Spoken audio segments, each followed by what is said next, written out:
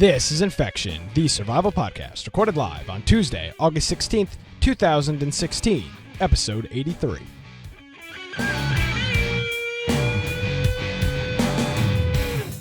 Hello, everybody, and welcome to Infection, the survival podcast. Infection is your source for the latest information on survival video games.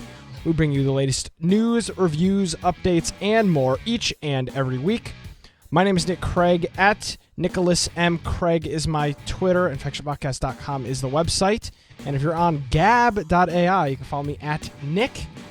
Hello, everybody. Joining me again on Google Hangouts. It's the new thing, gab.ai. And they haven't even sent me an invite yet. So that's because you're late to the game. I am not there. Yeah, that's fine. Yeah, if you want to find me at Boise Computer on Twitter, since that's where I still am. Of course, we have our InfectionPodcast.com. Make sure you check that out and get into our Discord. So as far as our game of the week last week, I was out of town, so I couldn't do that. You didn't miss anything. I can assure you that. But I heard it wasn't the best. So here, I guess I don't want to harp on this, but it's like, people just keep asking for games, and then we do those games that people ask for, and then they don't show up. It's like, don't request a game if you're not around. It's not the first time it's happened too. It seems like every time somebody requests a game, like, so we just need to keep picking them ourselves. Yeah, exactly. I just need to pick them myself, exactly, because we take recommendations, and then the recommendations lead to nothing. So, oh well. Yeah, we'll see. Not a big deal. So coming up this week is Left 4 Dead 2. Next week. Do we have set what next week is going to be? Yeah, Left 4 Dead 2. That's what's Left 4 coming Dead up. 2. Yeah. Okay, well, that one went really well last time. Yep, so we'll be there Friday night. We'll do Left 4 Dead 2. I don't know if I'm going to be here. I'm not going to make any plans. If something comes up, something comes up. I'm not going to kill myself to be here for these game nights. Because this is 4-man teams anyway, so we have to pretty much split into 4-man teams for Left 4 Dead. Correct. So, however many teams of 4 we can put together, we'll do. Exactly. Now, next week, I am not available on Tuesday. Yep, so we'll be here on a Monday. First time it's me. Thanks. Yeah. And so we're going to do the show on Monday, and this is kind of something I just found out. Never mind. That's Monday. Yeah, so I have I just found out I have a family thing going on. So, yeah, so I will, so we'll be here on Monday next week, and then after that, we should be fine for Tuesdays for me. Yeah, so there we go. Live next Monday. 7 Next p.m. Monday. Eastern. Put it on your calendars. Yeah, put it on your add it to your Google Calendar. All right, let's get right into it. You know what? Let's just get right into it with No Man's Sky, because that is the it wasn't on the top of the list, but so many people have been but like somebody in chat said, I'm here just for your No Man's Sky review. So yeah. Brian and I tend to go back and forth with these games. Brian will buy a $60 title. I'll buy a $60 title. We flip-flop back and forth. So it was my turn to buy one, and it was No Man's Sky, which I saw at E3 last year. I did the Sony in-theater experience for E3. Saw it on this huge RPX movie screen. It looked freaking epic. It looked awesome. There's been news coming out for it for months. It got delayed by 2 months. I didn't have an issue with that. Okay, that's fine. They're going to make the game better. It's going to come out. It's going to be better and better than ever. So the game finally comes out 2 days later on PC, and the PC launch was an absolute freaking disaster. You had people with GTX 1080s, which are literally the top of the line cards that you can get, behind like the Titan X, getting like 10 to 17 frames a second, unplayable. Constant crashes with the game. The initial loading screen, you're supposed to press E, but you can't tell that it's an E. It's just a little icon. So people are saying there's a bug that you're stuck at the screen. You're not stuck. It doesn't prompt you to actually press anything. Okay. So people are just sitting there waiting. From what I've seen, the PC version is a PS4 console port directly over. It's not a PC version of the game. Which is, of course... So not optimized whatsoever. And the problem is that really pisses off the PC community, because nobody builds games for the PC. They build them for the PlayStation or the Xbox, and then we get in all plain English, we get the shitty version of the game, because you take the copy that is so optimized to work on a PlayStation or Xbox, and then it's like, oh, okay, PC peasants. Here you go. Just, we'll make this subpar port for you. Almost every game has a subpar port. Well, that's the thing is with things like the Xbox and PlayStation, they can tune it and they can make it work as good as it's going to work on that hardware. Yeah. The problem is then when you turn that around and take it to PC, you don't have the set of hardware requirements, this list of hardware that it's going to run on. Yes. I think it would almost be easier to make it for PC, and then you can tune that game to be what works well on a PlayStation and an Xbox. Yeah, I have a feeling they'd have those. Like it go well the other way. I have a feeling they have those same issues. But it's just this game again. Episode 82 of the show was no man's hype, and I'm certain of it was at least no man's hype for the beginning. There are issues galore. First of all, it's not there is no multiplayer in the game. Yeah. This developer was on interview after I watched a 4-minute montage of him on all of these different TV shows, all of these different interviews saying, yeah, we can't wait for the multiplayer this, multiplayer that, multiplayer this. There is no multiplayer in the game. This is a $60 subpar release, in my opinion. This is practically an indie game. And I know this is one of their first games, but you can't say you have multiplayer and then go, whoops, surprise, there is no multiplayer. You cannot see other people in the game. You cannot interact with other people in the game. This is a single player game. Do you think they would have had a lot of people not buy it if it was marketed as a single player game? Because there's a lot of people that will have nothing to do with the single player game. No, because the whole thing is the game was supposed to be multiplayer, but the chance of seeing somebody was supposed to be so low that it was a multiplayer, but pretty much not multiplayer, which is fine. But there is no multiplayer in the game. There's people that have been in the same solar system together and not seen each other. Like they both fly into the space station and they don't see each other. That's not multiplayer. You can't. And here's the thing that really pisses me off with the game. And this isn't my review. This is just my my overlooking opinion of it. Yeah. This is a $60 title. I spent $59.99 on this game. Yeah. And it's a broken piece of crap.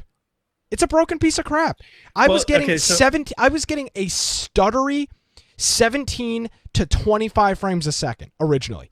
I was getting less than 30 frames a second on a GTX 960. And I have an i7. So how is anybody that has less than, God forbid you have an i5 with like a 950, because you're totally SOL. This is a $60 title. They clearly didn't do enough QC on the PC version to know that it doesn't freaking play on anything. The 1080 had issues playing this game. The 1080, it's the newest card that is out. There's an FPS cap that limits it, that starts at 30. You can up it to 60 or 90 or to 120. But this is not a game that should have been released on the PC. They should have just released it on the PS4. That's the thing, is they priced it as a AAA title. That's the thing. Any game that's $60 is priced as a AAA title. Yes, exactly. And when you think AAA title, you're thinking this has been beta tested. This is final release, because what game is $60 in alpha or beta? Well, that's the thing. When I buy a Call of Duty, which I buy every year for $60, I know I am getting a complete and finished game. It's going to work. It's not just it doesn't not work. Every single year, while there are bugs, every single year Call of Duty works. Every single year it works. There's never an issue where you go, oh, this Call of Duty doesn't work. No, of course not. It's a $60 title. And the same thing with No Man's Sky. You can't release a $60 title that doesn't work. Yeah. I mean, the reviews day of this game's release, the reviews were mostly negative, with less than 67% of the reviews being positive. Less than 67. Yeah, that's not good. Yeah, it was an overwhelming. It was mostly negative. There was 7,772 reviews. Less than 67% of them were positive. That's not good, and it's bounced back a little bit.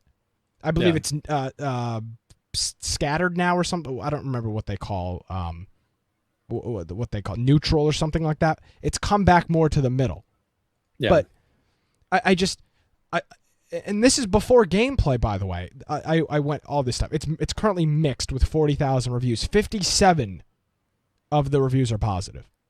57% of the reviews are positive. Okay, I was going to say 57. That's 57. That's horrible. But think about that. That's over 10,000 reviews that are negative. Yeah. That's over 10,000 reviews that are negative. It's going to take them a lot to get back from that too. I mean, that's the issue is when you get this many negative reviews, you have to work your way back. And most of those people are not going to turn around and edit their reviews after they've made them once. Yeah. So now I want to get into the actual game and what I actually thought of the game itself. So all of that aside, all of the clear, I'm going to call it clear lying because they just flat out lied about the multiplayer. There is none. They just flat out lied about it. They could have put some things in the code, but it's disabled. I mean, that is a possibility. But then it's not. You can't because say, it was broken. It could be incredibly broken. But you can't say you have a multiplayer. It's not even listed on Steam as multiplayer. It's listed on Steam as single player. It's listed on Steam as a single player, Steam achievements, full controller support, Steam Cloud game. It's not even listed as multiplayer. So the actual game itself, it is, if you are a Destiny person, you like Destiny, you like games like Destiny, I think this is a good game for you. I've played, let me double check. I've got about 8 hours played so far. So I've got in No Man's Sky. In No Man's Sky. So I've got a pretty decent. I've played enough of the game to know like what I'm doing.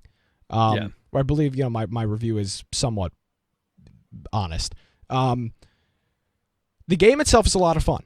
Once you get past updating your drivers tended to fix a lot of the FPS issues, but once you actually get into the game, it's a lot of fun. You hop from solar system to solar system using these warp drives. You buy and sell parts from the space station. You mine different things. It's a lot of fun, to be honest with you. I don't normally like these kind of games. I didn't like Destiny at all, but so far, 8 hours into the game, I've had I've had a lot of fun, and I've been continuing to play it. I'm going to continue playing it. It's exactly what it was. Gameplay wise, it's exactly what it was advertised as. It was advertised as a game where the objective, you're never really going to hit. There really is no end game. There is literally an end game, but it would take you hundreds of thousands of hours of playtime to actually get there without cheating, because you can only. There's some amount of million of planets. Or solar systems, millions and millions and millions. I think there's billions. Billions of solar systems. And it doesn't matter. There's so many. There's so many solar systems. It would be impossible for everyone to go to a separate one. I think. Yeah, it was something. No, it was something like every person in the universe, every person in the world would have to play for like 8,000 hours to go to every single. Which of course is never going to happen because that's just crazy. So. In terms of gameplay wise, it's a lot of fun. Once you actually get into the game and play it, there's constant things you have to do. Like you constantly have to have fuel to power your life support, to power your ship, to power your rocket launcher. You have to power your warp drive, which tend to be a little expensive, resource and money wise. I upgraded my ship already, so we're seeing what's going on. But and that's the thing is it's got to be a grind. I mean, it is. That's where I think I said last week that if they can get a nice balance of kind of the hardcore player that wants the long challenge versus also have some kind of fun things to do on planets for the people who like to play 15, 20 minutes here and there. Yeah. And that's the thing is you can play. I've played for little spurts. Every time you go in and out of your ship, it creates a save point. And there's save points around the planet. I really haven't explored, like, Brian, I think you'd have an issue with this game because you'd want to explore every planet, and you really can't. Like, you just got to go to a planet, land it, just pick a spot, land, explore that, and then leave. You could literally spend hours on every planet, but you'd never do anything. So I will... See, that was my big complaint about Elite Dangerous is when looking at the one that lets you land on the planets is there just wasn't you would land and you'd mine something. It wasn't like stuff to do on the planet. There is plenty of things to do on the planets. There's little space station things all over the little ground units all over the planet. You land. Yeah. Sometimes you have to break open a steel door. Sometimes you have to go in and there's a lot of puzzles and kind of math stuff in there to answer these questions, and then you learn how to speak the language of the other aliens, I guess you could call them, in the universe. Yeah. So there are things to do on the planets, but typically I dip down to a planet, find a spot that looks good to me, land, walk around for 10 or 15 minutes, get back in my ship and fly away and check out the next planet, because each solar system has like 2 to 5 or 6 planets and then maybe 2 or 3 moons. So it's not like you can sit in a solar system for hours and hours and hours. There's only 3 or 4 here's planets. a question that I did have. Maybe you can answer now that you've played it. Okay. What about the ships? What about them? Like, what is it? One ship? Do you upgrade that ship? So can you buy different kinds of ships? So this is what happens. You in the space station, which is every solar system has a space station where there's an intergalactic trading post. If other AI ships land there, these are AI, they're not people. And you can buy those people's ships, or you can upgrade your own, but you have to upgrade slots. So I spent, I want to say 500,000 units on a ship the other day. So now I have more of a fighter ship that's got better shields and better power. So pretty much what you do is you just... Now, are they impressive looking? Like, that's one thing about Elite Dangerous is you have some pretty cool looking ships. Impressive. They're not. They're more. So if you're looking for a Star Citizen impressive, no, it's a cartoony impressive. There are definitely cool looking ships. I've got one now that kind of looks like an X-wing from Star Wars. So there are plenty of different cool ships. They're not like super detailed like you'd like an actual spaceship are, but there are. I have yet to see 2 ships that look exactly the same. There's big like cargo ship looking things that don't have like big wings. They're just kind of like big blocks with jets on the side. Then there's actual like X-wings and fighter jet looking things. And then there's some stuff in the middle and all the way through. So what you do is you buy stuff. You pretty much just buy ships from these other AIs.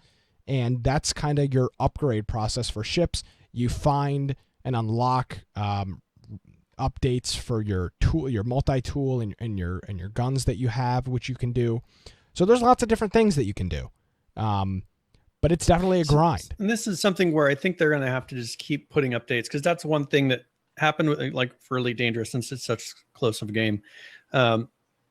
They had put out a DLC that was supposed to be a big, like a big DLC after the fact, and people just got really mad about it. So they made the DLC so that if you bought that, you get all future updates for free.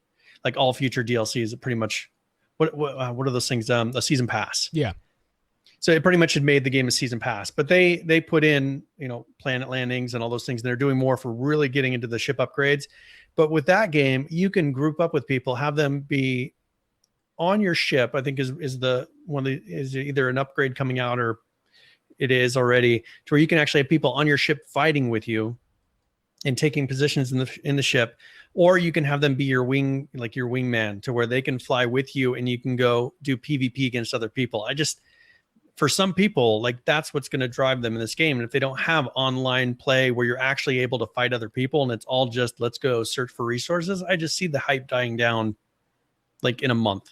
You know what I'm saying? Like, You'll keep those hardcore players that are like, oh, I want to go find places other people haven't done, or, really push myself. But that's kind of that's a small number of people, a type of a player, compared to, I think, the number of people that have purchased this game. Yeah. And I'm right now, see, even if there was multiplayer, it would be so, and this is not, I'm not at all excusing what they did with the multiplayer, but even if there was multiplayer, you really wouldn't be taking advantage of it. I mean, is this not really a PvP? Like, there's no reason to PvP. You're not fighting ships a lot. There's no PvP, but you can, and I've gotten attacked and killed by AIs before. Pirates that will come in, now, if you kill those, do you get a big? I don't know. I died, so I didn't get any. So you haven't I didn't get anything. But I have no clue what happens if you kill them. I've only had one encounter and they killed me right away. So I mean, that's my No Man's Sky review.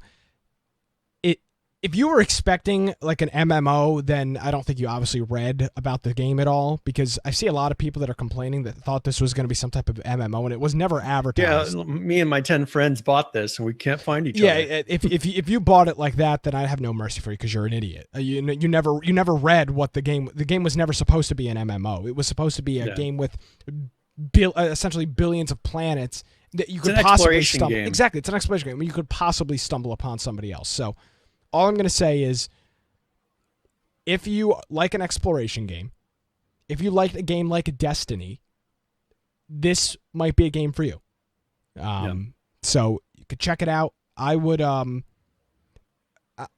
not. Maybe I'll get it when it goes down to $30. Yeah. See, I don't see that happening anytime soon. So there was also an article out this week from them. So first of all, it was at the biggest Steam launch this year. There were more than 200,000 people concurrently playing it at the same time when it released. So it's a massive game, and they've made their millions. But there was a report out this week, which, again, I don't know how much you can take this. I don't know if you could take this with a grain of salt because they lied in the past. But all DLC will be free. They will never charge you for DLC.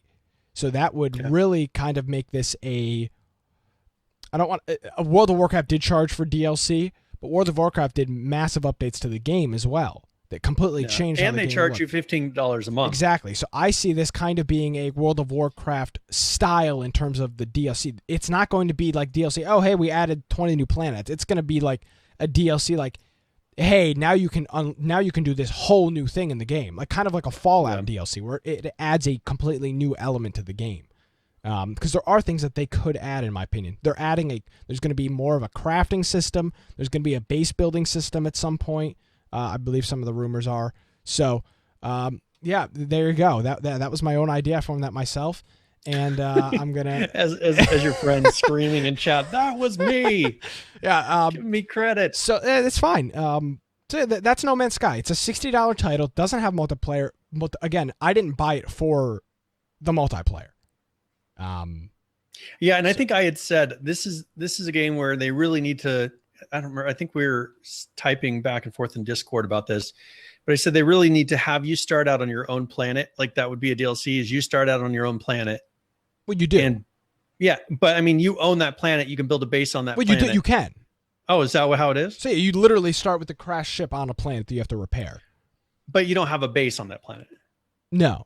But it's not a survival. Okay, so I'm saying is like you could have a thing where you have kind of your base where you can meet up with people, start trade routes and things like that. I don't know I don't think that. Here's the thing: you'd never meet up with people because the galaxy is so. You'd literally never. So I'm saying is if you had a home planet, like you could say, "I'm here," like let's set up trade routes between our planets. If they came to your planet. Yeah, I'm not looking for a I'm not looking for survive like a honestly I don't really care about a base building system because it just doesn't interest me. I was thinking not necessarily just like some place that you can call your base. Like it could be pre-built, but it would give you extra things that you can do in the game. Possibly. Or I'm not sure. Maybe ways to communicate or to map out new places. They can, and I would assume will add. I just can't think of too much that they would add beyond other than just making things more random. Well, no, more variation. There's plenty of things they could do. I don't want to get into it too much, but there's all of these alien races that you talk and speak to. They could totally beef up the mechanics that actually being able to have more conversation with these alien species and actually learn more about these planets that you're landing on. In terms of ships, they could totally add more stuff to the ships to upgrade. They could add more upgradable things. So maybe you could actually make a custom ship at some point. You really can't. Yeah. A ship looks the way the ship looks. It'd be cool to have. Or what about like Falcon saying a space station? Like what if you could set up kind of like a waypoint space station out in the middle of nowhere that people can stop by, and if they use your resources or things that, like you receive money. Again, I don't think you understand the full. There would be no point of building that space station. There is a very good chance, even if there was multiplayer, I will never run across another person. Like there would be. That's the issue. It's so big. People aren't understanding the scope of the game. I've been to. I mean, just a small amount. I've been to 6 different solar systems, Yeah. Nobody's been to any of those. So if I was to put a space station or the solar systems, there's a good chance nobody will ever go to that. See, the thing is like Elite Dangerous is the same size. It has it's a mapping of our galaxy. This is not a mapping of our galaxy. Actually of the whole universe. No. I'm saying this is the whole universe. Like Elite Dangerous is the whole universe. So it's the same size. But you can warp across the universe, when in this game your warp is limited by, you can pretty much warp 2 or 3 solar systems at a time. You can't warp across the entire galaxy. You can't do that in this one either. That's why it's such a big deal to try to get to a farther away place. The thing is, they kind of start you in the same area, so you have a chance of running into each other. Yeah. But then there's those people who just are crazy about it, and like they'll just try to go farther and farther away. And like if you try, you're going to run out of gas and be out in the middle of nowhere, and you'll die. Yeah. So it's like a big process to get to that point. I am not interested, and I think a lot of other people are not interested in anything like that, because it's just a useless thing, in my opinion. I mean, until you've actually played the game and see like how it feels, and how big it actually is. Like, you can't leave a solar system without a warp drive. That's how you warp. Yeah. But so you're pretty much stuck within your 4 or 5 planets until you have enough resources to build a warp to get out. And when you get out, you're only going one solar system this way or that way or that way. Exactly. At least towards the beginning of the game. So you can only go so far. They put out earlier today a list of some upcoming fixes. Yeah. And it's in the experimental branch. So I guess you could probably, I don't know if that's limited. I think you could just mark yourself for the experimental and have access to these. But they said they are doing AMD Phenom support. Which, by the way, I don't understand why they're worrying about AMD Phenoms when they've got people with 1080s that are having issues. That just seems kind of ridiculous. Well, no, I mean, that's the graphics card, but they're talking about the actual processor. No, I know, it's but supporting AMD Phenom, which is still an older processor. That's the point I'm making. You've got people with brand new. It's pretty for. I think it wasn't working at all with Phenoms. Oh, okay. So they put in the code to make it work with Phenoms. Period. Okay, I guess so. And then they're doing mouse smoothing, because they said if you feel the frame rate is slow, make sure this is turned off. Yeah, I mean, so essentially what they're doing is they're compensating for people that are sub 30 frames a second to make it so the mouse, instead of it jittering around, just kind of, so it doesn't feel like it's hitching or stuttering. Yeah, exactly. Some other improved performance thing is on the CPU. They're doing some stuff there. They're working on any Radeon 6 cards. 6. It is saying that with 8-thread CPUs, which would be most people, right? I don't know if that's physical or virtual. Performance has been significant. It says with 8 threads. With 4 threads or fewer, it says performance has been improved. But it says with 8 threads, it's been significantly improved. Yeah. So that should, I'm assuming that'll help a lot of people. Yeah, there's some other stuff in here. Player saves. You can go look at this. It's nothing earth shattering, so you can get it with the experimental thing. And Gadlo says he's confused. Just a lot of fixes. Nick was hating on the game. Now he's defending the game. I was hating on the hype of the game. Exactly. I was hating on the hype. I was hating on how they handled it PR wise, and I was hating on how unstable it is when you first get into it. I think the game is very good, but the barrier to entry is significantly high, in my opinion. Well,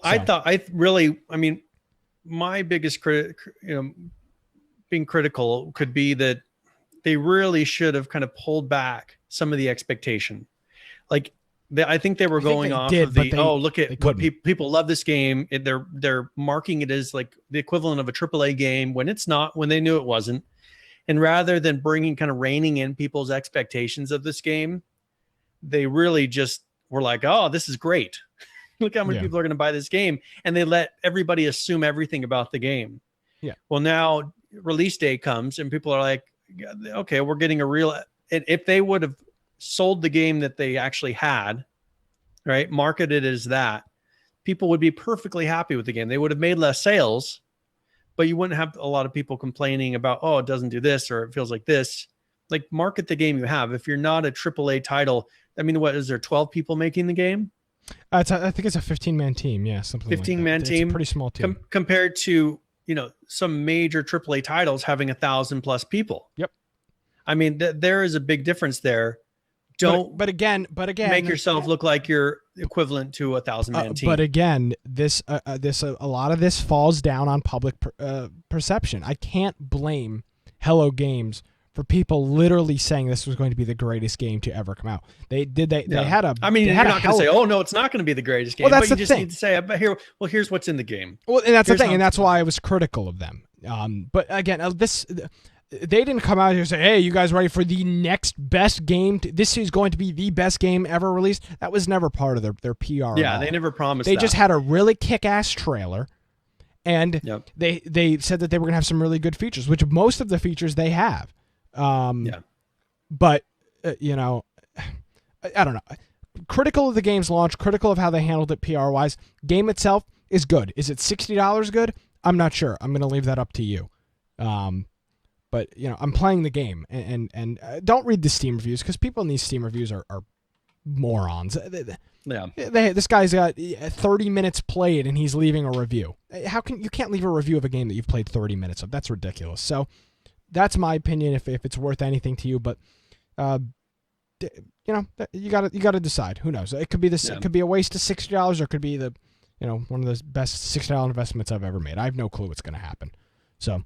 That's No Man's Sky. Keep playing it and see what it builds into as well. As they start to put these fixes out, you'll get a real feeling for what the game actually is. Exactly. So that's No Man's Sky. I've been playing it. We'll continue playing it, and I'll have more of an update next week if anything new comes of it. So back to our regularly scheduled programming. H1Z1. Got some concerning news in this update, but we'll get it right in. This is the producer's letter from August 11th, titled A Look Ahead. They talk a little bit about how working in early access is kind of crazy and hectic. You know, poor me, we made an early access game. And then say how vehicle updates were good. And now that was going to be the last major content push for a while, as they're now going to be focused on bug fixes, polishing the game, and optimizing going forward. So, with that being said, the new map. So we've heard about the new map. The new map was supposed to be on the test server every weekend. What they're working on right now in the new map is that they're a more equal distribution of loot, which is a big deal, which the current map has got an awful lack thereof. And they're trying to get rid of what they say is, quote, bad spawns, which everybody says. There are bad spawns in Z1. You spawn literally in the middle of nowhere. There's nothing there. So they're trying to work on that. And, of course, better visuals as well to have it be more lit up. And it would make it a much richer visual experience. Now, this is where stuff is a little concerning to me. The new map will be on test again in several weeks. So make sure you test it out and send us feedback. If we remember, TwitchCon is happening at the end of September. There is absolutely no way that the new map will be ready for TwitchCon. Absolutely no way. They're saying that it will be on the test servers in several weeks. Several weeks indicates at minimum 2, if not 3 or 4 weeks. So we wouldn't be seeing this on the test servers until, let's just ballpark, this producer update came out on the 11th. That was a Thursday. Let's ballpark and say we didn't see it until the 16th or the 17th. TwitchCon would be 2 weeks away. So, I mean, when they say several weeks, I bet you it'll be like at the end of the month.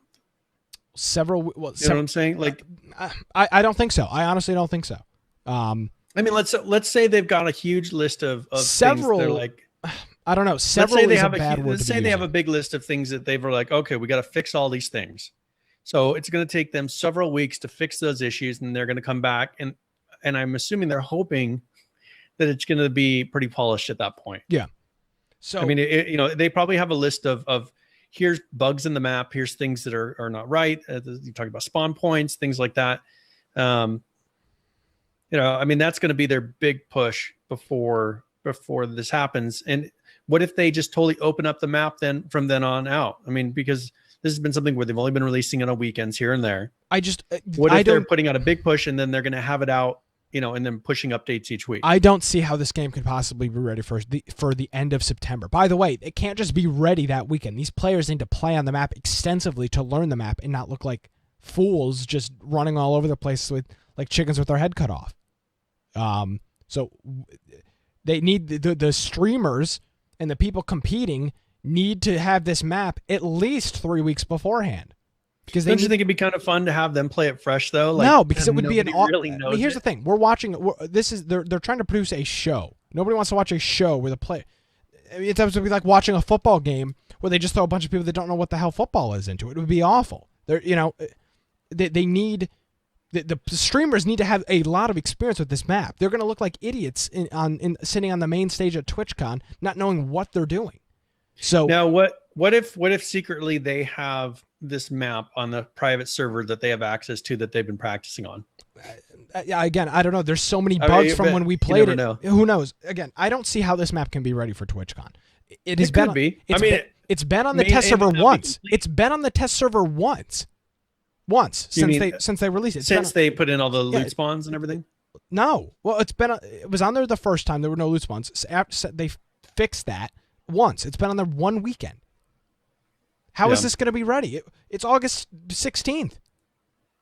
And they're saying several weeks again before you see it. We'll have to see what the several weeks is, what they come out with after several weeks. Yeah, but the problem is several weeks could end up being 3 or 4 weeks, and 3 or 4 weeks brings us to the middle of September. I mean, several weeks is not going to be this weekend or next weekend. It would be the 2nd or the 3rd of September. That's a serious problem. Well, I mean, I'm assuming that with this new map, it's probably a lot easier to fix than the old map, because I think that was something they kind of threw together when they were coming up with the concept, right? They are probably able to work in this map much faster, to where several weeks may be a lot of progress. Okay. I mean, look at how fast they put it together. Like from the time of kind of putting out hints to having a huge amount of progress on it. You know, I wouldn't be surprised if they come out again and several weeks from now, like it's pretty complete. It's ready. There may be some little bugs here. There are visual glitches or things that, maybe some doors that don't line up right. I mean, those are the things that usually we see. We're like, oh, look at that. But, I wouldn't be surprised if they can get the loot spawns correct. If they can fix the dips in the road in places where, like if you're driving a vehicle, like you go into the road and all those things, which I'm sure they can find with code, right? Yeah. If they can get all those fixed, there won't be big problems that you'll notice on the stream. I mean, my biggest worry on the stream would be if someone went and laid in a road, and couldn't be seen from above the road, but they could see everybody outside, from underneath the road. Like that would be a big bug. I'm sure they're going to get all those things. I'm not worried about the bugs as much as I'm worried about the streamers not having enough time. I mean, they're putting on a show. This is a show that they're trying to show off. I'm not concerned with bugs on the map. How much prep time do you think the streamers need to really? It's because a lot of these guys are playing 8 hours a day. A lot of them are not playing 8 hours a day right now. You'd be surprised. Maybe not H1Z1 a day. You know what I'm saying? But they could. I mean, a lot of the big streamers stream for 8 hours straight. If at least really wanted to be the best at it, they could. At least they need at least 2 full weeks with this map. 2 full weeks to learn. I mean, by the way, you have to learn every single item spawn. If they put out a pretty complete map and they leave it out in let's say 2 weeks from now, or 2 weeks and a day from now, the question is, will it work? The question is, will it be a workable map that they can play with? They're releasing a test server.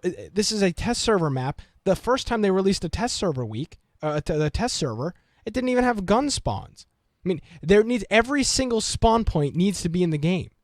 So people can start learning them. Exactly. It's not just they need to learn the map. They need to learn where guns spawn. They need to learn where weapons spawn. They need to learn lines of sight.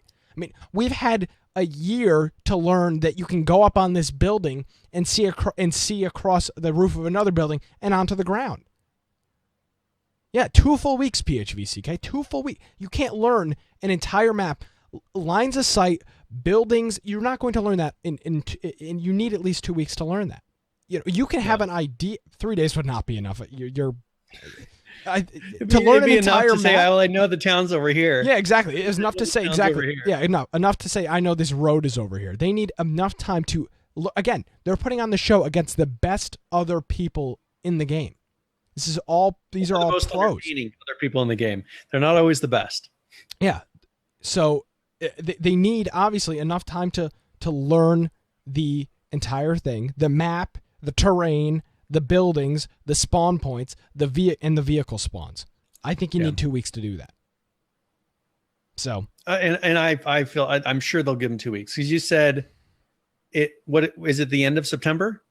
September 30th, I believe, is the start of 30th? TwitchCon. Yeah. Okay, so I mean, I bet you they're going to do a push for like a couple of weeks. But what's a couple? Is a couple them. of weeks 2 weeks, or is it so like 4 at the end weeks? of this month, like the 31st? I bet you they're going to put something out on the 31st that they're going to then let people just play on. That is 2 weeks away. That's like a month of playtime. Yeah, but I'm saying that's 2 weeks away. So I just don't see this map being on test service in 2 weeks. That's just me. Okay. So, well, I mean, we'll find out. I just say the word "several" is concerning to me. Several weeks is a concerning term. Several weeks is not 2 weeks. That would several indicates.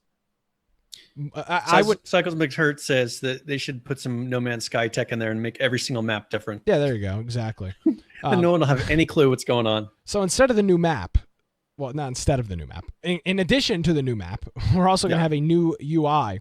Thank God, because the UI right now is literally like a 60% opacity gray box. I mean, so I like the menu system that they've created up to the point of you getting into the game, right? They've polished it up to that point. But once you're in game, this has been my huge complaint, and I've said this I don't know how many times, but what are people taking screenshots of? You know what I'm saying? Like they're not taking screenshots of the loading screen. They're not, unless it's not working. You know what I'm saying? They're not taking screenshots of the actual character selection menu. Like this is where this in the game, like that's where people are gonna be like, oh, look at that. That looks cool. That looks really nice. And Cycles McCurts, he works for them. He's saying the new UI is amazing.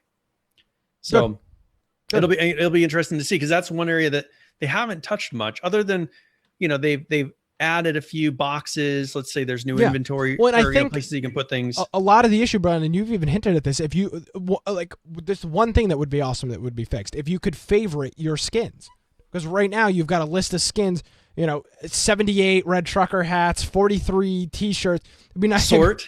Yeah, exactly. A favorites or a sort. I don't know how many times I've said that too. Okay, so since Daybreak is here, please, for our skins, let us mark favorites so they show up on the top. So I've said this, and I think at the time I said I don't think they're listening, but now I know they are. So the new UI. What are favorites for your skins? Exactly. So the new UI, they're saying with flows for customization, which would indicate something like that, some type of customization, and easier access to the game. So this is the customization is really important. Being able to let people customize their HUD. You used to be you used to be able to drag the box around? You can. Can you still do that? There's the key that you can press. So I'm sure it Alt still or works. something like that. No, I don't remember which one it is, but you would press a key and then it would let you move the elements around. Yeah. So that is possible. So yeah, exactly, stuff like that. So what they're working on that is huge, and they're saying they're trying to accommodate how people actually play King of the Kill. So what do people actually do in King of the Kill? That they're building a UI around how people actually play. So that's good. That's very good news. And hopefully a queuing system that retains the players. I don't imagine that's coming in. Maybe probably not in the new UI. But I mean, if they're putting a big push on King of the Kill and how that plays. So this next thing is also very important, and we've talked about this extensively too. Right now, King of the Kill, every game is pretty much its own separate thing. There is absolutely nothing that you do in game A that affects game B. Absolutely nothing. There's nothing that happens in those two games that affect it. So scoring, and we've talked about this as well. So they're going to add some type of scoring system or structure to the game. So it's going to enhance the game's competitive nature, and one of the things that they're going to be adding is some type of score. Now, the issue I kind of have with this is it says, play a match and get a score based on your finishing position and number of kills. See how your score compares to everyone else on the leaderboards. But it still doesn't lead to the next game. That's where I sort of see the issue. Know how they're doing the whole ranking system eventually? Well, this could all lead into that. I would hope so. Maybe this is the first. This is the first step into that, of getting the statistics and kind of showing people. 100%. Yeah, I'm hoping that this is the first step to that. But even with this, all it is bragging rights against your friends. Like nothing you score in game one leads makes any difference in game 2. I mean, you could spawn in game 2 and then just get shot in the face and you're dead. Yeah. So maybe this is the first step, though. So there is going to be a scoring system with, they say, leaderboards. Who knows? And they'll use that to fuel your competition. So we'll see how that works. But maybe, like you said, Brian, this is the first step to a more of a ranking system. And now here's the thing, that with Twitch, they're going to have it to where you can invite subs and viewers into the match with you. Yes. So remember we had talked last week a little bit about how, how are they going? What are they going to do? Watch your Twitch? Remember you were talking about that? Like, how are they going to know to avoid grouping you with people that are watching? But now maybe they're saying, well, we'll invite you to play. You know what I'm saying? Yeah. So because that sounds like what they're kind of going towards. Yeah. So, but imagine this is going to be some type of Twitch integration for subs and viewers, where you can invite them to your game. Not sure on the details of it, but and there's what they're also saying is, and they've posted, Clegg, I believe, has posted this on Twitter a few times. They've got a big TV in their office that they throw a Twitch streamer on all day playing the game. Yeah. So they're saying that's part of behind.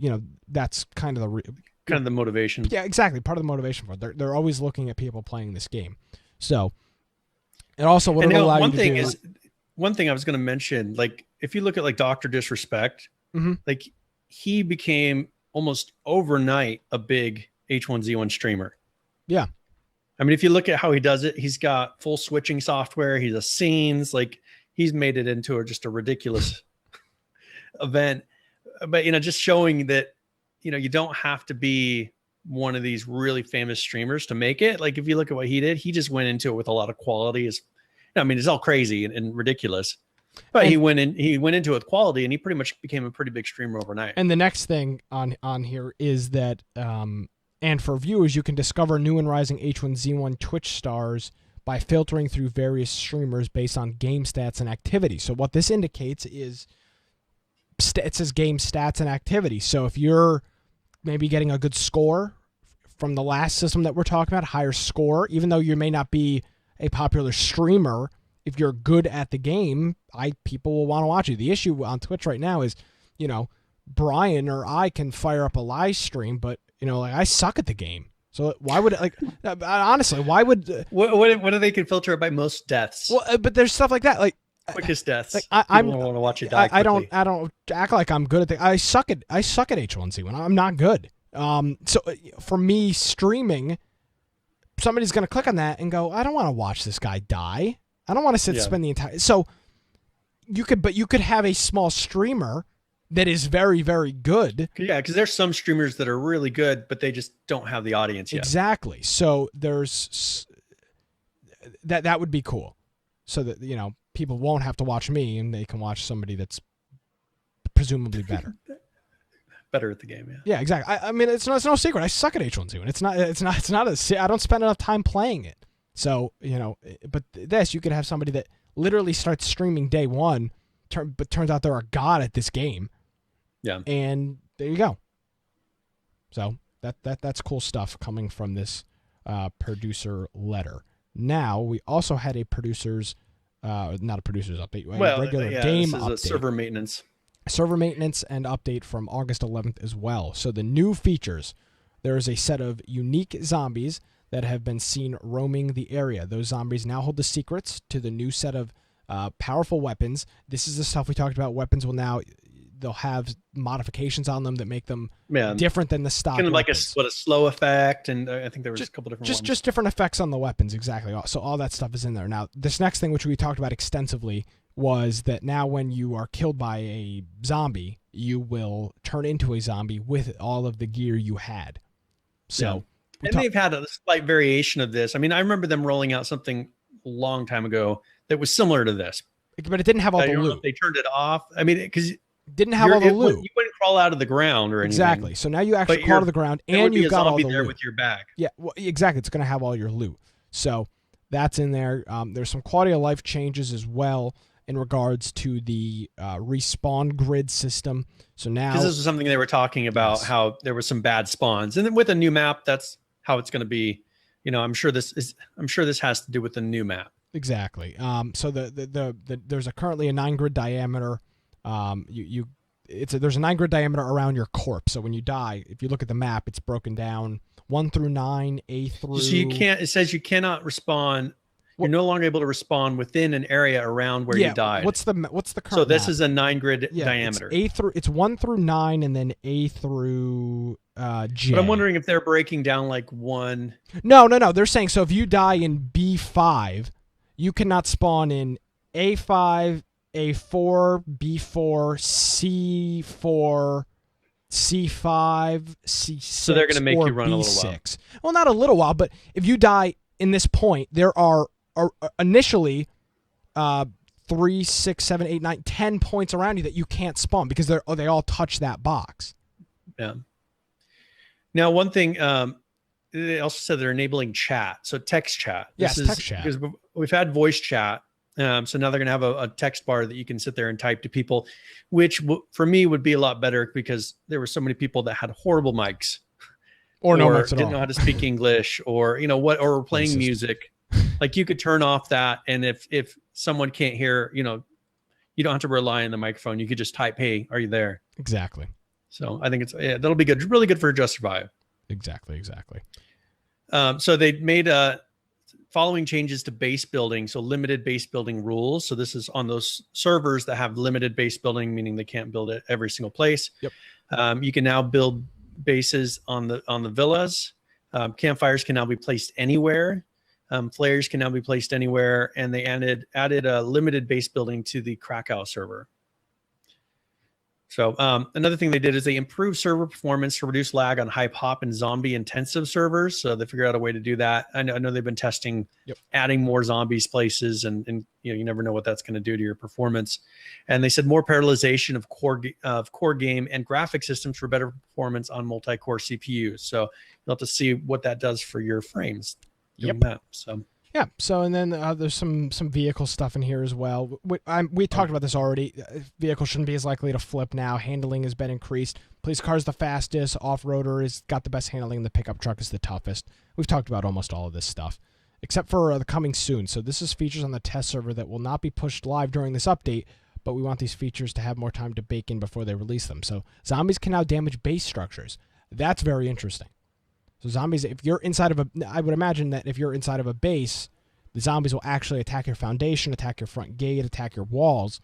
So you're not invincible inside your base. These zombies over time, I would assume over hours. I would imagine it's not an instant thing, but over a significant amount of time, will be able to destroy your base. Recursive base destruction, which I thought was already ironed out. I could be wrong. I thought that was done like 6 months ago. The recursive base thing, when you break the foundation, everything else breaks. Now I know that they've been changing how it falls on the ground and everything is separate items now as well. So maybe maybe they've redone it to work with that. Gotcha. And then the last thing is that strange zombie encounters. So that's from this update. And we'll continue following it. Unfortunately, it seems that they said they're not going to be working on any major improvements. They're just going to be working on polishing. So we expect the H1Z1 news to be not slow, but to not be as... Don't expect any, crazy updates. As they're saying, they're going to work on polishing the game itself. So we may have a little lull for a few weeks on H1Z1 news, but we'll continue watching it, and we'll update you when there's new stuff going on. Very good. Hey, do we want to do a game giveaway? Yeah, let's do a game giveaway. We're now. Now, did we do Van Helsing last week? You're asking the wrong person. I want to make sure. I mean, should show as a gift key, but I want to make sure I'm not giving it away twice. I don't think we did. Van Helsing Final Cut. I'm just getting nervous about. No. That was you didn't give that away. That was the Steam game or the Humble Bundle game. Yes. All right. So let's go. All right. So let's go ahead, and we are going to do Van Helsing Adventures of Van Helsing Final Cut, and this will be !raffle if you want to enter that. Cool. And this will be. I don't have my Steam open to really get the link, but okay, I can grab it. I'll grab that. Well, I got it here. Okay. So that's we'll do that raffle in chat, and of course, if you're missing out and you're not watching live, and you should be watching live, head over to our Twitch channel, twitch.tv/Infection Podcast, live either on a Tuesday or a Monday at 7 p.m. Normally Tuesday, but we'll be here live next Monday. And another quick thing before we move on to our ARK news, we're still looking for people that are having issues finding us on podcast apps. If you use an app and we are not listed, shoot either Brian or myself an email, and we will get us listed. So, yep, do that. And this is a $45 game, so yes. I should have done this one second, but we'll be fine. Yeah, not a problem. So it's all the same in the end. ARK is still milking this update 45. And by the way, so because we had said, what are they going to do? Well, 0.98. Well, they're done. I mean, they're going to be done. Yeah. So, well, I guess they're going to go the 0.9991. Kill me. Just move. Just go to freaking 4.6. They've still got like 2 weeks before their supposed next version. This is ridiculous. They just need to. They're so anal about this that it's like they can't even. Remember when they did this the first time when they added three things after the decimal point? It broke a bunch of stuff because nothing could. They obviously didn't have stuff set up to handle. People if they wrote a script or something, it was expecting 2 numbers, and now all of a sudden there's 3. It's kind of like the year 2000 bug. Yeah, exactly. Y2K. Yeah. So on here they did 245.986, and this was August 11th. So this was 5 days ago. They fixed cases where you could get stuck in the world geometry after being pushed by dinos. So maybe a dino was next to you, they would push you into the world. They fixed another case where dinos were falling through floors. Pillars now extend resource respawn prevention radius as far out as foundations do. So let's say you put down a pillar. One thing that's going to do is not allow things to grow, like trees to grow, rocks to spawn there. It's not going to allow things like mining nodes and things like that to show up. So you may want to be careful. Some people do that on purpose. But that's something to keep in mind. It goes as far as a foundation.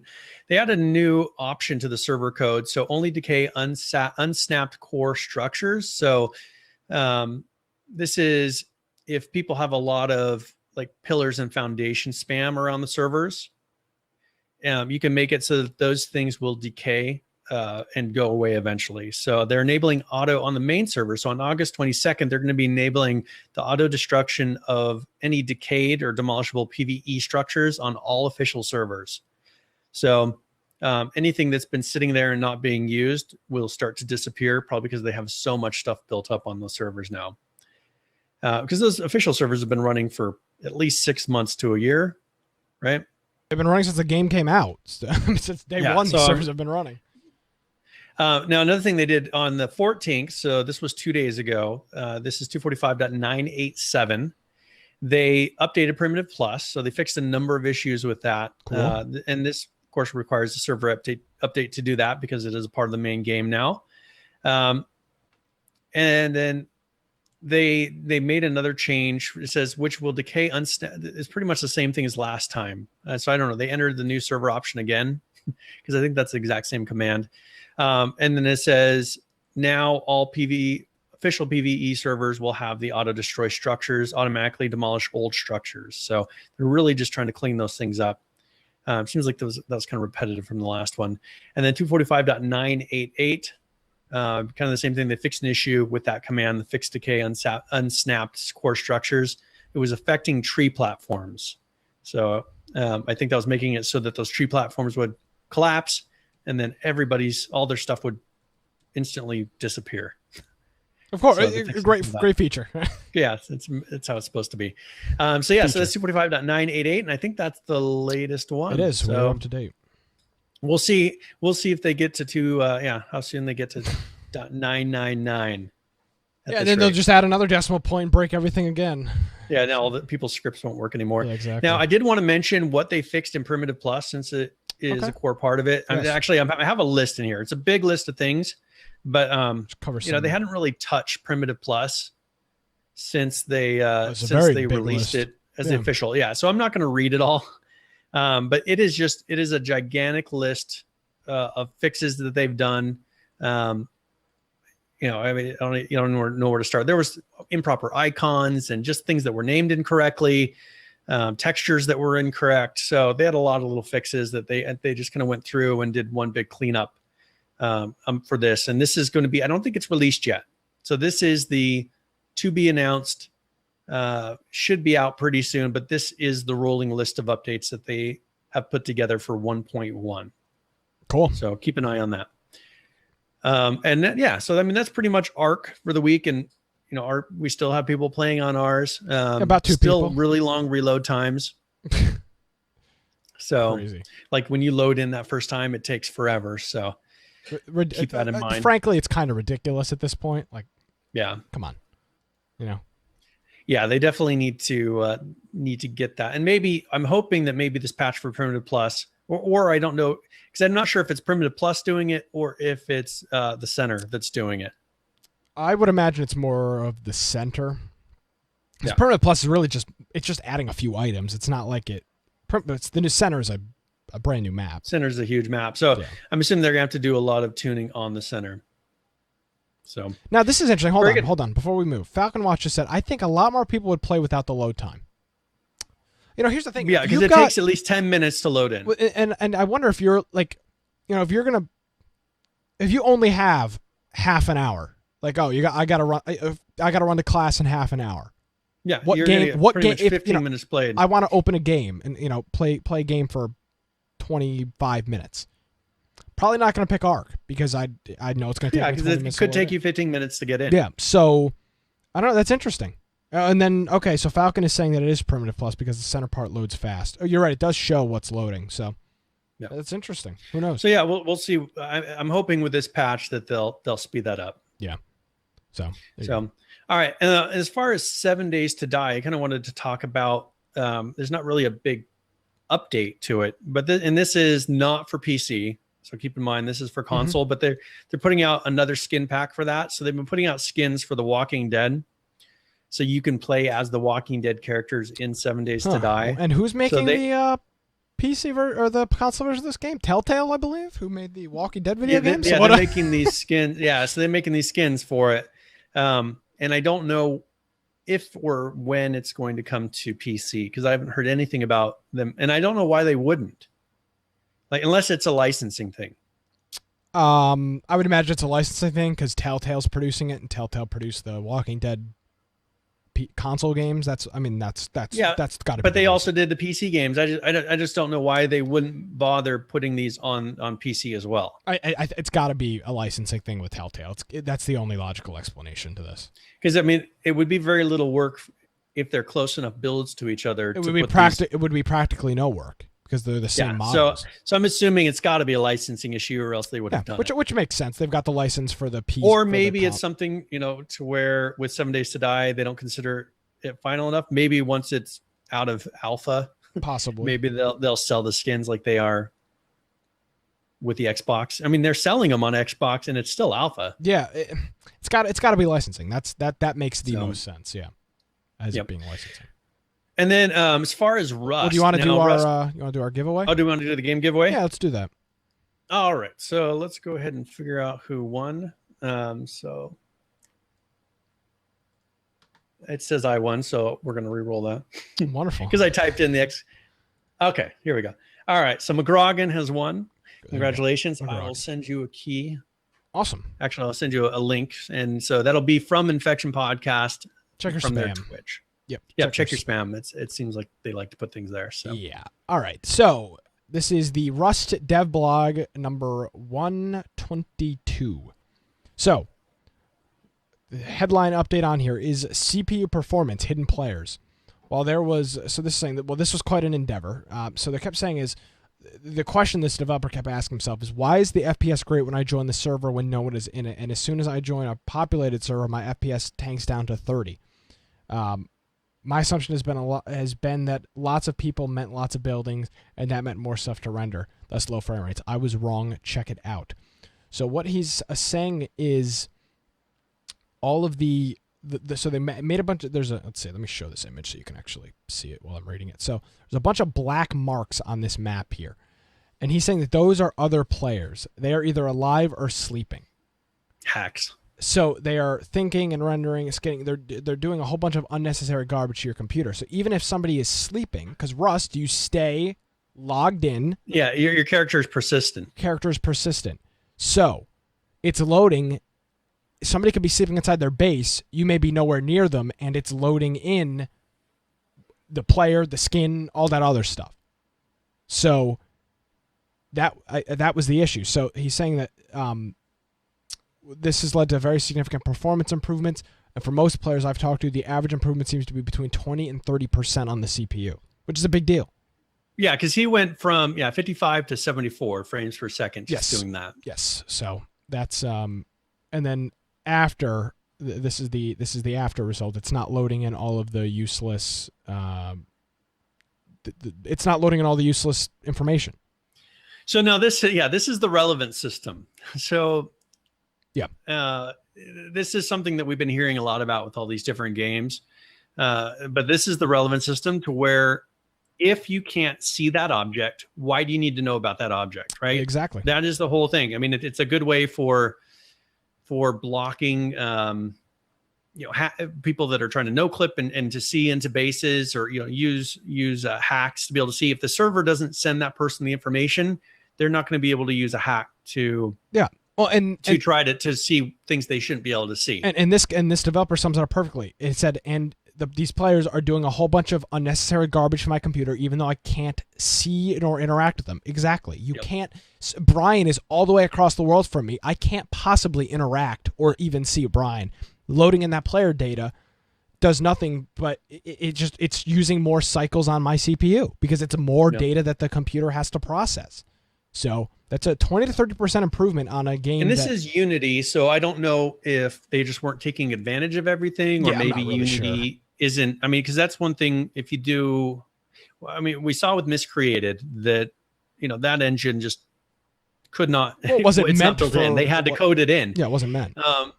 Unreal Engine does a really good job of it. If you just make it correctly, it does this out of the gate. I don't know if maybe they just weren't taking full advantage of it. Or if it's something they actually had to code in a little bit more and do a little bit more work inside of Unity Engine. But yeah, 20 to 30% improvement is pretty good. So, and this is how they should have done it from the beginning. So, I mean, that's the thing is you shouldn't be seeing all this information. I mean, you saw what it did to Miscreated. Yeah. And they're having 50 megabits of usage just when servers were half full. Yeah. So this next thing is CPU performance for shooting. This one is really interesting. I want to read this. I just want to read this quickly because it's very, very interesting. Yeah. I found a major source of lag during gunfights, which caused what some people dubbed as micro shutters. Basically, anytime a player's wearable inventory changed, it would network this to all other players that could see it. So if you change your shirt, everybody in thing gets new shirt. But the way it would do it is it would rebuild the whole player model so that it would appear that the appropriate clothing would change. The issue is, with the rebuild, would happen no matter how the wearables changed. And he says, remember when we added condition to the armor? While the condition being lowered from taking damage counts as a change. So every time somebody was doing damage to a piece of armor or clothing, it would essentially redraw and re-render the whole model. So you would get this micro shutter, or this lag on combat.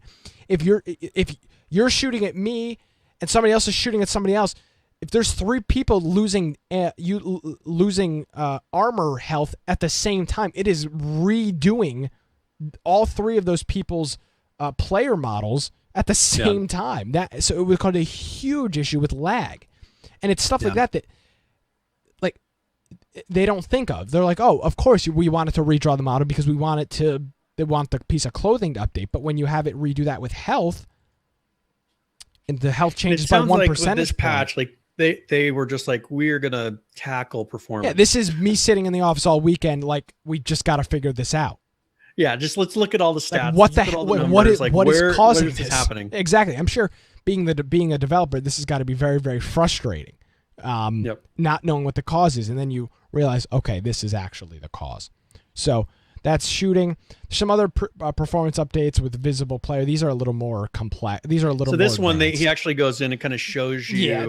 Here's the processing time for doing these individual things. Exactly. It's trying to dig up how they're finding it. Yeah, a little too complex for the use of this show. I mean, we're not a developer podcast.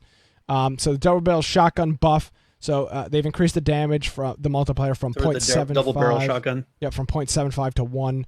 So that means. And this was the new shotgun that they just put out. Yeah, the new one. I guess they're saying that it wasn't powerful enough. Wasn't what they were expecting. They're saying now that this double barrel should do the same damage as the water pipe per shot. Okay. So they've changed that. Supply signal changes. So people are able to throw the supply signal and know with 100% certainty that the supply drop is going to land exactly on the marker. So people would use this to ensure the supply drop would land perfectly in their little 1x1 rooftop tower, and no hopes of anybody else getting it. So now they made it to a plus or minus 20 meter radius offset. So it's kind of like an H1Z1 supply drop where you call it. You don't know exactly where it's going to go. Somewhere near, which is really cool. That's the thing. If you could pinpoint it to land on a. Well, you want to create that contention. Well, exactly. You want to have it. You want to have it to where, oh man, I don't know if I'm going to get that. Let's all run there, and you get a group together. That's definitely too predictable to be able to land it on a little.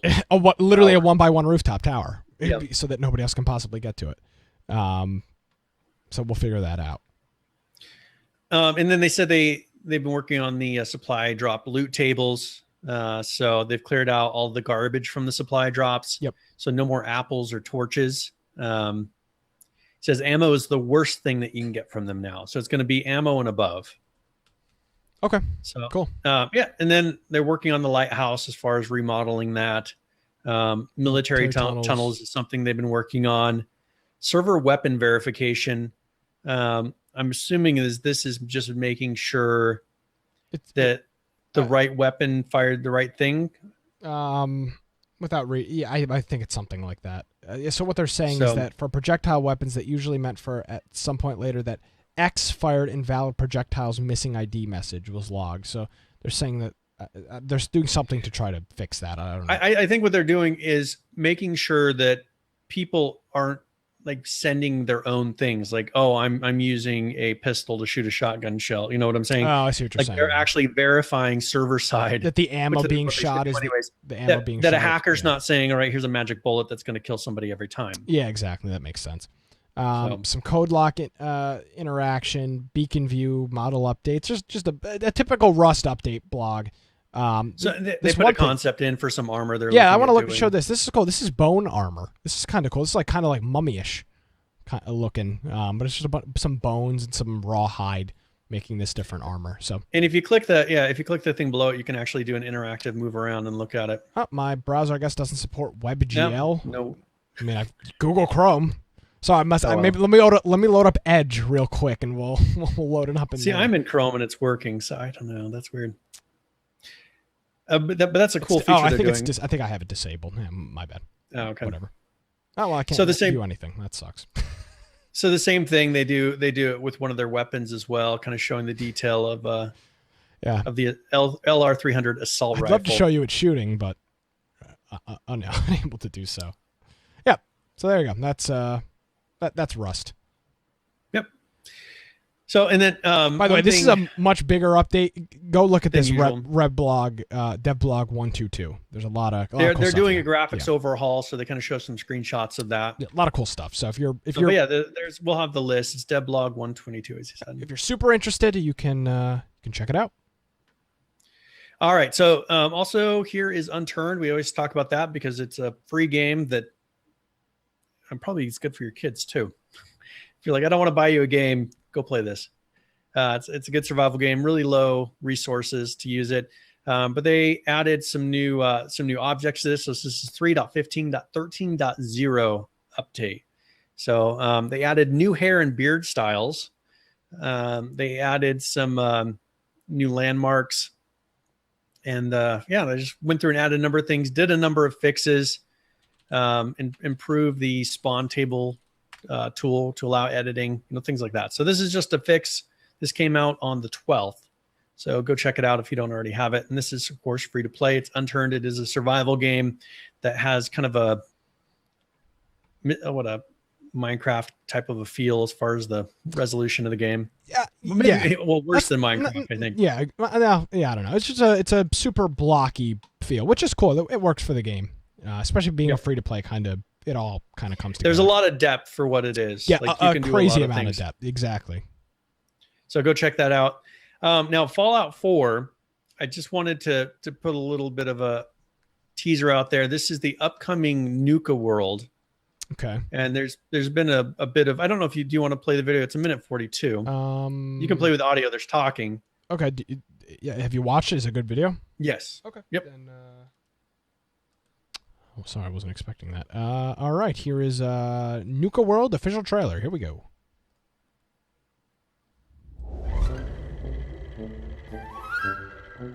Welcome to Nuka World, America's favorite vacation destination. I'm Cappy. Oh, and I'm Bottle. And we're here to make sure you have FUN fun during your time at the park. What if there was a place with all the zip of Nuka-Cola? Wouldn't that be the cheeriest place in all the world? Where the river's made of quantum and the mountaintops are filled. Copyright claim incoming. Games and rides for all the moms and pops and kids. But it turns out there's a place with all the zip of Nuka-Cola. Come on down to Nuka World and see it for yourself. Kingdoms, lots of fun for Ty and me. Flowery adventures full of animals to see. Blast off to Galactic Zone for otherworldly thrills. Down in Dry Rock, culture's cola, live our hills. The world of refreshments, the most wonderful place. The friendly streets of Nuka Town put a smile on your face. Now you know there's a place that's just as great as Nuka-Cola. Come on down to Nuka World and see it for yourself. A vacation that refreshes, a trip you won't forget. A park with every minimum acceptable safety standard. Quench your thirst for adventure at Nuka World.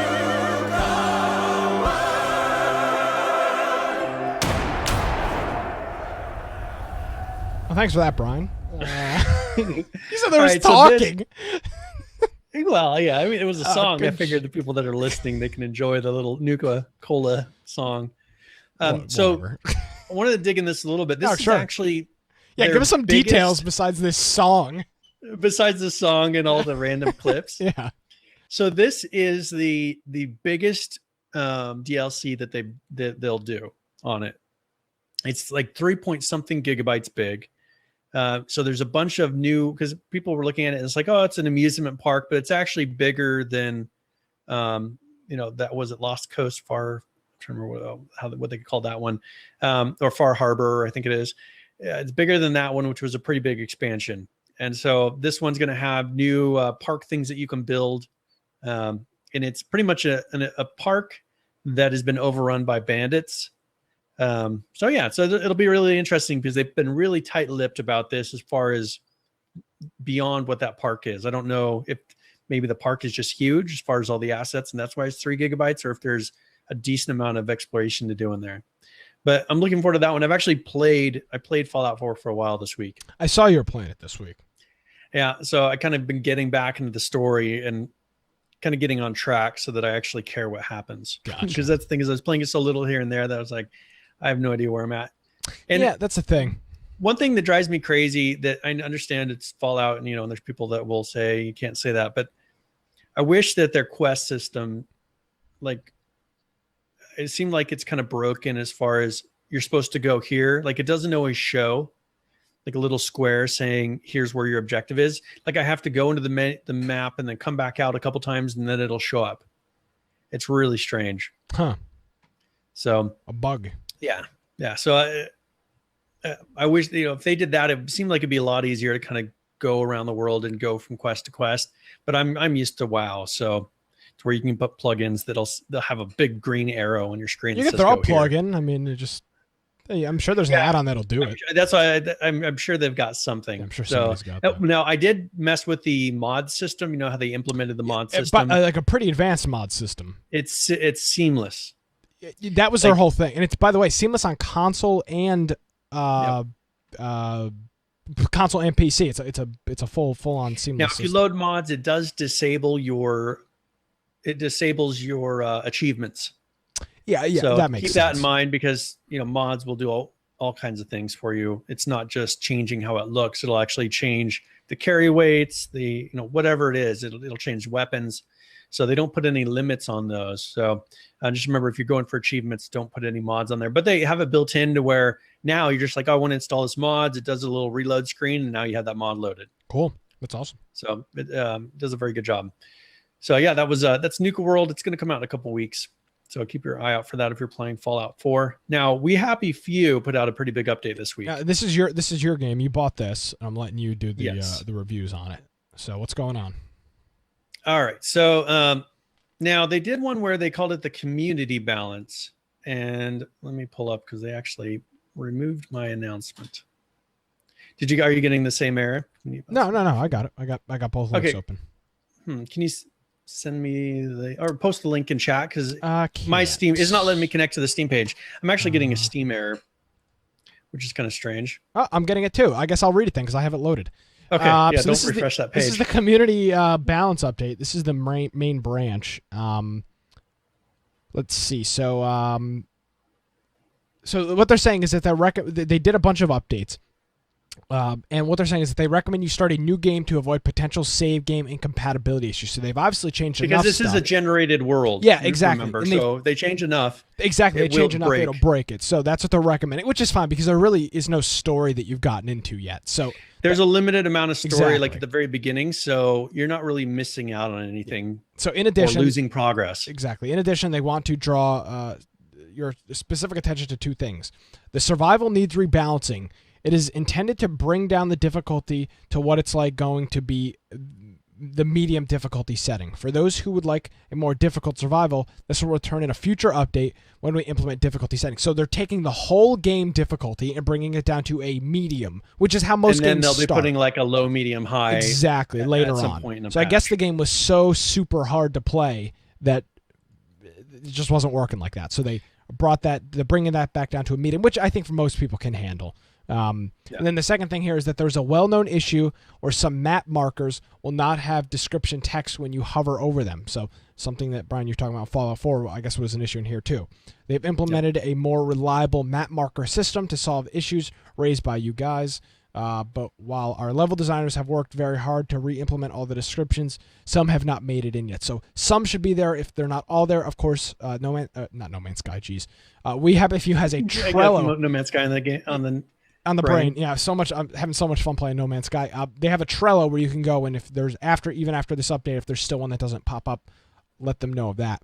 Otherwise, otherwise here's a gigantic list of changes.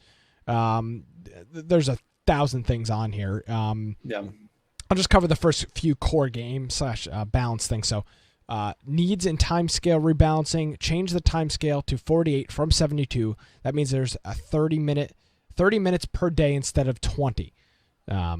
Change to the threshold at which the need icons appear to 50 instead of 75. So the need icon, which is the need is you need the pill, the happy pill. It now appears at 50 instead of 75, which, by the way, No Man's Sky has that issue too. Hunger fully depletes in 40 minutes instead of 32 minutes, so fully 40. Thirst, which previously depleted at 20, will now deplete at 30, so you got 10 extra minutes on thirst. And sleep will now fully deplete at 45 instead of 20. So that's a 25-minute upgrade to that.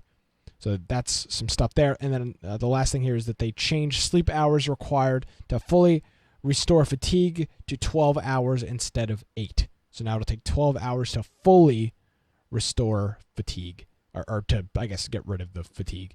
So there you go. That's some other stuff in here as well, but more specific stuff. So if you're a No Man's Sky, if you're a We Happy Few player, go check it out. We'll have a link in the show notes, infectionpodcast.com. Now, can you load the second link? Yeah, well, I actually pulled it up on their website. I found an alternate link for this. So one thing they went through. This is the weekly journal you're talking about? Yeah, this is the weekly journal. So the other one was just kind of a maintenance, fixing a lot of bugs, it's for initial release. So they've been going through and working with the narrative team. This is one thing, it's going to have a lot of audio dialogue. And so, and kind of clips, cut scenes and things like that. So they're working on that. So they're saying there's just like about 150 to 200 new male NPC lines that they're adding, just as an example. So that's always nice because it really brings you into the game. As far as their art team, they're working on getting a little more depth. When you are making 3D objects in a game, they have occlusion, which gives depth. So you'll have like an object, and it'll actually be a square object, but they can put pictures on it, which make it seem like it's dipped in and has depth. Like they're showing a cobblestone road, where before, they weren't doing a lot of depth, and then they showed it without a bump offset, and then with a bump offset. I think it looked better before, but just kind of showing you the depth that it's able to bring inside of a 3D game. So they're working on that. They're adding new assets to the game, doing a number of fixes. This is something where it looks like it could be a very beautiful game. I mean, it's very nice looking now, but they're going through and adding like a garden district and things like that. So they're just kind of showing some examples of how they're making that look. So, and being that it's modular, or it's automatically rendered, it makes its own streets and fills all the houses in. They pretty much just have to make things in blocks. So they're just kind of showing, like, here's one building that we made that's a block that'll be randomly placed inside of the city. So, but yeah, this is I'm looking forward to this. I'm kind of waiting for another update for more dialogue and things like that, because that's what I'm really into. But it is fun. It's a decent survival game for their initial alpha that they put out. So now Hurt World put out another update. So this is update 44. And there were some interesting things in here. If you scroll down where he pretty much says no more effing around. So this is something he says. Oh, yes. Okay. Now I am through most of the serious upgrades I need to do. He says I'm switching gears into delivery mode. He says he wanted to take time necessary to make sure that we deliver some really, really game-changing stuff with the upcoming update. He says, however, I am starting to see some patterns emerge that I see in other games that never get finished. So he's taking something out of other games' playbooks, which he's saying other games don't ever finish the stuff they need to be working on. So he's gonna. Yeah, so he's seeing that as a possibility. So he's really working on acceptance. I see now how easy it is to get caught up at trying to make everything perfect. Once the pressure is going bankrupt in the next week is taken off the table. So, that's the thing. He's trying to keep it going to where it actually gets finished and not get caught up on so many of the little things. And I think that's a real problem with developers, because you can get so caught up in something that bothers you. Like, God, why can't I fix this tiny bug? This tiny bug is just eating away at you, when in reality, it doesn't matter. Like, it's such a minute thing that you need to work on the actual game itself. So it's good that he, as a developer, is actually realizing that, he needs to have priorities in terms of, what's more important, this little thing that's bugging me or the general game itself. So that's good. Yeah. Now, one thing that they've been doing, they've shown the bike and things like that. I think they're getting close to the point of getting that textured, and you'll start seeing that in the world. One thing he also showed is how they've been really trying to lower the poly count of these different models that they have. So he has some samples of just showing the hands and the arms. And if you look, they're just much. When you see one, like there's one is done in like a tri method, so it's a triangle. The other one's done square and pretty much squares. So they're trying to decrease the blockiness and fingernail size and things like that. So if you look at the hands, I think they made them more detailed. And then the arms, I'm trying to look, because they show one on the left and on the right. So they said they're getting rid of some of the acute sharpness that was the original model, especially around the forearms and elbows, as well as decreasing the fingernail size and blockiness of the hands. So you can see the two for there, but that's something they've really been focusing on lately, and they've been really going on about the bike. Like, I think they're really looking forward to doing that. Yeah. So, but yeah, we'll have a link to this, you can go check it out, see some of the screenshots and the videos, because they have a number of videos kind of showing the different changes that they've made of how the character moves and how the bike rides and things like that. So we'll have a link in our show notes. You're more than welcome to go check that out. Yes, definitely. And then finally, DayZ here. This was on today, actually. On today, and yes. Yeah, this was put out today, but it's pretty much an update talking about their milestones, so their goals for the 0.61 version. So they're going to be reworking the login queue system. Yep. Because I guess that was an issue. You would know about that more. Oh God, yeah. It was just a joke. Like now, there's actually a positioning queue. Before, it's just like, oh, server's full, server's full. You just keep clicking. It's like the phone being. It's like a phone call being busy. It's like the phone ringing busy at a radio station. You just keep calling until it eventually lets you through. Like, so now there's an actual queue system, which is crazy. It didn't have beforehand. Yeah. And now another thing they're going to be doing is merging the new audio technology that Arma 3 has, the Arma 3 Eden update. So they're going to be implementing that so they can have a better audio system in the game. So they're updating the weapon sounds for the new audio technology that they're going to be able to have. So it's unlocking some ability. So they're going to be redoing the weapon sounds. They're having dynamic spawning of infected now. Okay. Bulk spawning in areas defined through the zone generation tool is done. So that should change how you see those coming into the world. And then predators, so wolves. So they're working on getting wolves to sync and move better in multiplayer. I mean, we ran into this in H1Z1 as well. Yeah. Wolves kind of spazzing out, they move faster. So they've been working on that. I know that they're working on lighting inside of in this new version. So yeah, so it'll be interesting to see. You have it, so you'll have to play it once they get this out there and see if you really notice the difference. We played. I don't know if we should do it as a. No, we did it once and it was not good. Definitely not a game of the week. No, it's a Rust. It's an ARK. It's a game you can't just play for 2 hours. It's a game you've got to really invest hours and hours and hours into.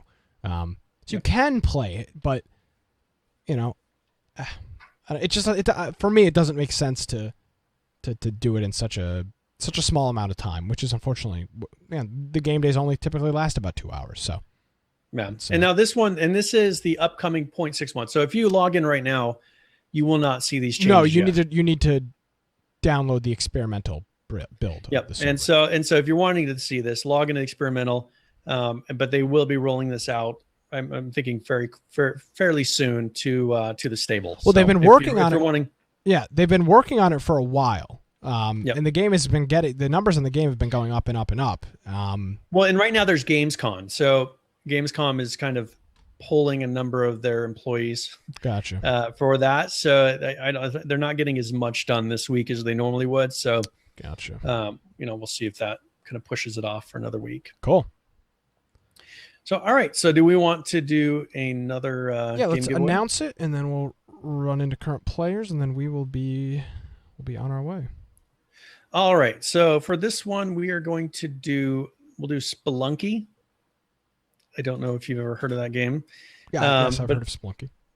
Yeah, so this is a smaller game. I should have done this one first. Maybe. No, Spelunky's a very good game. Barely well. It's a 9 out of 10.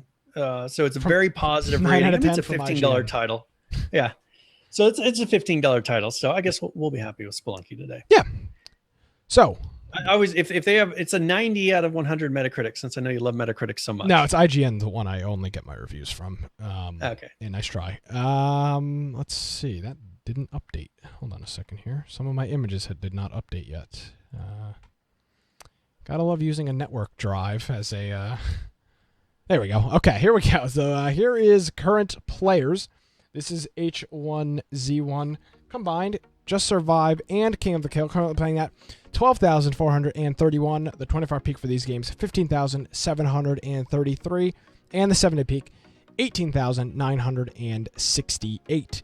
This is Just Survive. Currently playing at 3,369. The 24-hour peak, 4,045. And the 7-day peak, 4,888. This is King of the Kill. Currently playing that, 9,062. The 24-hour peak for that, 11,688. And the 7-day peak, 14,080. ARK. This is Survival Evolved. Currently playing that. Numbers are down a little bit on ARK. I'm not sure what's going on with that. 34,338. 24-hour peak for that, 50,929. And the 7-day peak, 59,345. And Brian, is this great news for you? Miscreated. Currently playing that, 867. That is 72 more people than was playing it last week at this time. Oh, yeah. 24-hour peak is at 1,038. It was at 1,012 last week. So that's up 20-some.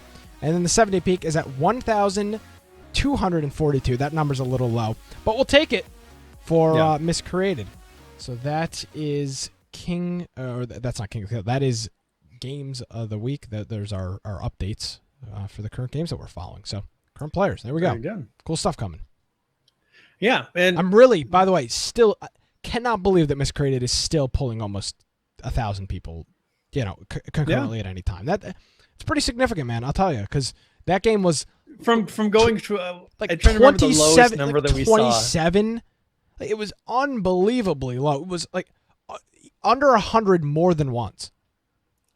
I thought there was one time that it was like around 10 or something when we checked in on it. Maybe like 10 12 or players. something. It was so unbelievably low. Like to the point where it's like, how is this even a game? Like more people are watching our podcast right now that are. Yeah, we had more people playing watching the game. podcast at the time when we read that than we're actually playing Miscreated. Crazy. So they've come back. I mean, they've done a beautiful job with the world. My biggest complaint with them is just the gunplay. Like if they could get that to feel natural and smooth, that would be much better for that game. I mean, they try to keep it realistic. There are no crosshairs and things like that on the guns. Yeah. So, I mean, it is a harder game to play, but it feels kind of clunky when you get to the gunplay on it. Yeah. So, yeah. it is better now that the clips and everything actually reload the magazines. Yeah. So that is better. Cause I remember they were having that big one where they were giving away all the games, the copies of the game with the games with the live streamer with Bam Bam.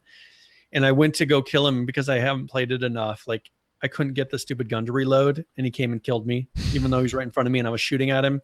Like I had a clip with bullets in it, but I couldn't figure out how to get it to load in the game. You had to load my gun. So frustrating. Yes. Anyways. So do we have anything else before my tip of the week? No. No, I don't think so. All right. So tip of the week is where we go through and either it'll be a general survival tip or it's something that is specific to a game. This week is going to be a tip for 7 Days to Die. So this is tip of the week.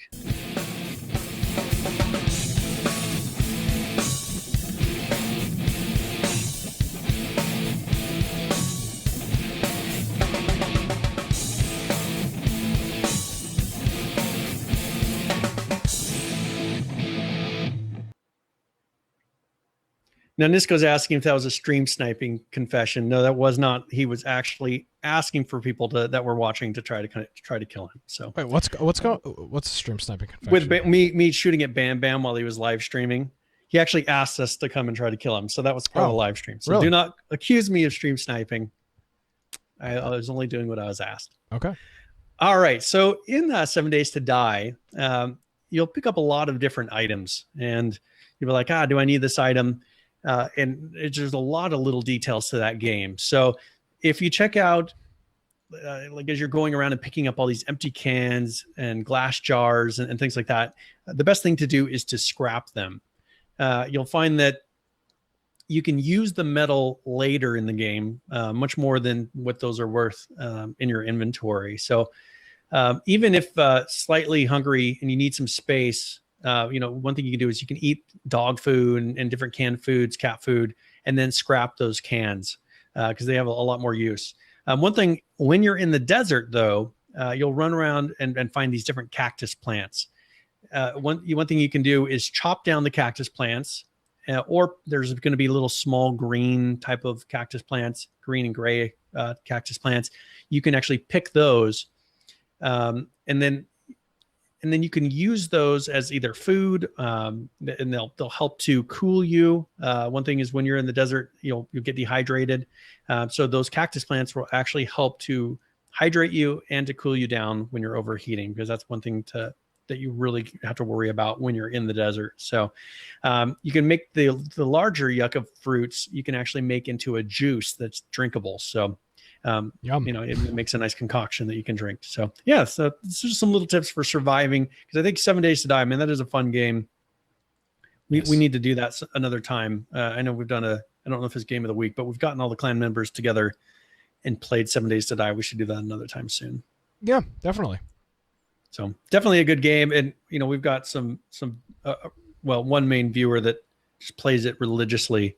And so we just pretty much take him and say, hey, show us what to do. So if you haven't really played 7 Days to Die, that's an excellent opportunity because he knows the game inside and out. Unfortunately, it's another one of those games that I feel has too much of a barrier to entry. Like, you are so lost if you don't. Well, and that's the thing is doing. You have to have somebody like Heisenberg in there. Yeah, that's a problem though. Not everybody has the resources that you and I do. That we have people that play all these different games.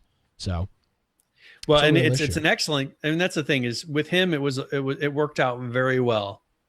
So, that's something that if we're going to do it again, definitely have him there because he made it to where we're able to get pretty far in the game in one night. Yeah. When otherwise we'd all be running around like chickens with their heads cut off, accomplishing nothing, just like we did in DayZ and exactly every other survival game we played besides every other survival game we tried to play. Besides H1Z1 and ARK, every other game, it's exactly what the result is. Yep. So, okay, we want to do our. Yep. So let's go ahead and roll for this last one. All right. So Node 40. So Node 40, you have one. Nice. Spelunky. So I will send you a link to that. Check your other folder. It should be in there. Yes, definitely. So there you go. Okay, just again, quick note, PSA. If you previously what'd you say? Remember next week. Oh yeah. So let's do that. So here we go. We'll be live here next Monday, 7 p.m. Eastern for Infection, the Survival Podcast. Monday, still 7 o'clock Eastern, but Monday instead of Tuesday. So there you go. We'll see you next Monday. Other than that, podcast apps. Your favorite podcast app, make sure that we're listed in the directory. We were delisted for whatever reason out of a bunch of apps and iTunes. 4 months ago. Yeah, so we have been re-added into, I think, all of the apps that people have contacted us about. But if you would do so, please check and then send us a tweet. It's at InfectionCast, CAST, and then we'll contact the app or whatever and get that sorted out. So that's about numbers about it have for definitely come back. Yeah, significantly. Yeah, so that was our issue. Yep. All right. Very good. What's going on with you, Brian? Where can people find you? Yeah, if you want to find me at Boise Computer, is where you can find me on Twitter. If you're going to go to Bite of Tech, that's BITE of tech.com. You can find me on my blog that has just a link to everywhere. If you haven't any new joined our blogs, Steam group, any new blogs coming out? Can we expect anything new? Well, I'm waiting for a new version of my hosting software to come out, and then I'm going to be writing something for that. But great. They just announced, because I asked them here a couple days ago when they're doing it, and it's coming out in October. So kind of waiting for that. But that's still, my blog is so niche that Niche, most people have no clue. Yeah, no clue what I'm even talking about. So, and if you haven't joined our Steam group, make sure you go to infectionpodcast.com. On there on the right-hand side will be join our Steam group. You can go in there and that's a good way to follow and find us in games, because otherwise we'll have to add each person individually. So join our Steam group, join our Discord. We had plenty of people in there. It's been a lot of fun. People chat throughout the week. So if you're looking for just a good gaming type of group of people, get into our Discord. Yeah, discord.gg. I like that URL. It's fantastic. Yep, and we have a link on the right-hand side of our website. Link on the website. Okay, thank you, Brian. We'll see you Monday. Yes. For me, you could if you're a Gab's, a new social network. It's a kind of it's a Twitter ripoff. I don't know if anybody's on Gab yet, but if you are, you can follow me at Nick. Got a pretty prime username. I was the 96th person on there, so got a pretty prime username out there. Gab.ai. For the other show I'm working on, Against the Norm, which is the news and political show. Check that out at atnshow.com. Of course, our website is infectionpodcast.com. Our Twitter's at infectioncast. Subscribe to us on YouTube. Join the Steam group. Join the Discord. Is the TeamSpeak server still up? Or is anybody still is anybody using it? Running. Have you been in it? I haven't been in there since we switched to Discord. Okay, so I should probably check on it. We should probably make sure take it off the hasn't website. gone crazy. Take it off the website too, because we don't use it anymore. So, yep, our Discord. I should just shut it down. You can find all that stuff here. Again, next Monday, we will be here for the show. Guys, that is going to do it for episode 83 of Infection, the Survival Podcast. My name is Nick Craig. At Nicholas M. Craig is my Twitter. InfectionPodcast.com is the website. See you next week for Infection. Have a great week, everybody.